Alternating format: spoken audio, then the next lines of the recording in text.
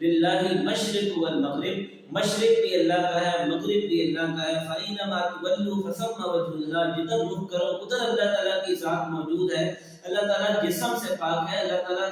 کسی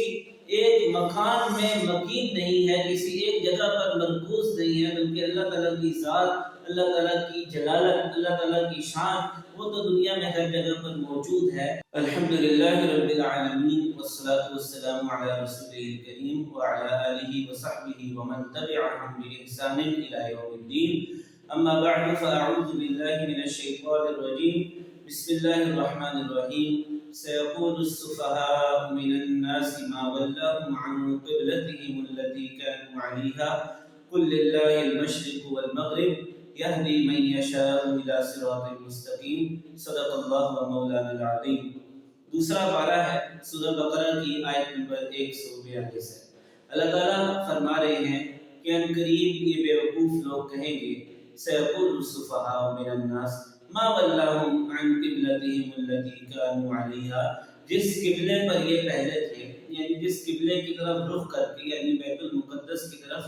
رخ کر کے یہ نماز پڑھا کرتے تھے، اس قبلے کو انہوں نے کیوں چھوڑ دیا؟ اللہ تعالیٰ جواب دیتے ہیں، قل اے نبی صلی اللہ علیہ وسلم آپ ان سے کہہ دیجئے، للہ المشرق والمغرب، مشرق بھی اللہ کا ہے، مغرب بھی اللہ کا ہے، یہدی من یشاء الی صراط مستقیم، اللہ تعالیٰ جس کو چاہتا ہے سیدھے راستے کی طرف ہدایت دیتا ہے۔ سورہ بقرہ مدنی سورت ہے، اس میں یہودیوں کے، اہل کتاب کے اعتراضات کے جوابات دیے جا رہے ہیں۔ اہل کتاب کا ایک اعتراض یہ تھا کہ مسلمان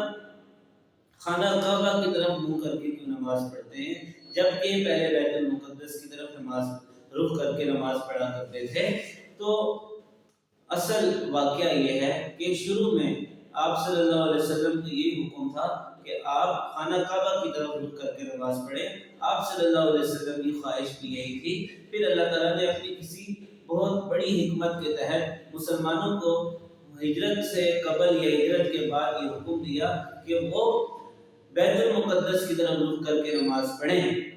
اور 16-17 مہینے آپ صلی اللہ علیہ وسلم نے بیت المقدس کی طرف رخ کر کے نماز پڑھی، لیکن دل میں خواہش یہی تھی کہ وہ خانہ کعبہ کی طرف رخ کر کے نماز پڑھیں۔ چنانچہ اللہ تعالیٰ نے ان کی اس خواہش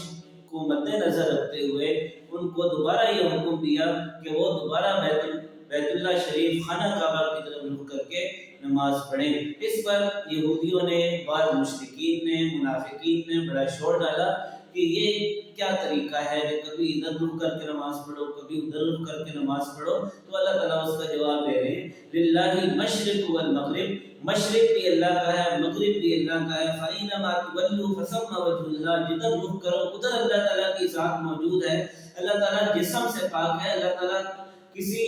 ایک مکان میں مقیم نہیں ہے، کسی ایک جگہ پر مرکوز نہیں ہے، بلکہ اللہ تعالیٰ کی ذات، اللہ تعالیٰ کی جلالت، اللہ تعالیٰ کی شان وہ تو دنیا میں ہر جگہ پر موجود ہے، لہٰذا جس طرف بھی رخ کر کے نماز پڑھی جائے اللہ تعالیٰ وہاں پر موجود ہوگا، لہٰذا یہ اعتراض ہی بے سود ہے۔ پھر یہ سوال پیدا ہوتا ہے کہ پھر ایک ہی طرف رخ کر کے نماز پڑھنے کا حکم کیوں دیا گیا، پھر خانہ کعبہ کی طرف رخ کر کے نماز پڑھنے کا حکم کیوں دیا گیا؟ تو اس کا جواب یہ ہے کہ مسلمانوں میں وحدت پیدا کرنے کے لیے، مسلمانوں میں اجتماعیت پیدا کرنے کے لیے، کیونکہ نماز ایک اجتماعی عبادت ہے، تو اگر ایک شخص ادھر رخ کر کے نماز پڑھ رہا ہوگا، ایک شخص ادھر رخ کر کے نماز پڑھ رہا ہوگا، تو اجتماعیت کا اظہار نہیں ہوگا۔ تو صرف اس اجتماعیت کے اظہار کے لیے مسلمانوں کو یہ حکم دیا گیا کہ وہ خانہ کعبہ کی طرف رخ کر کے نماز پڑھیں،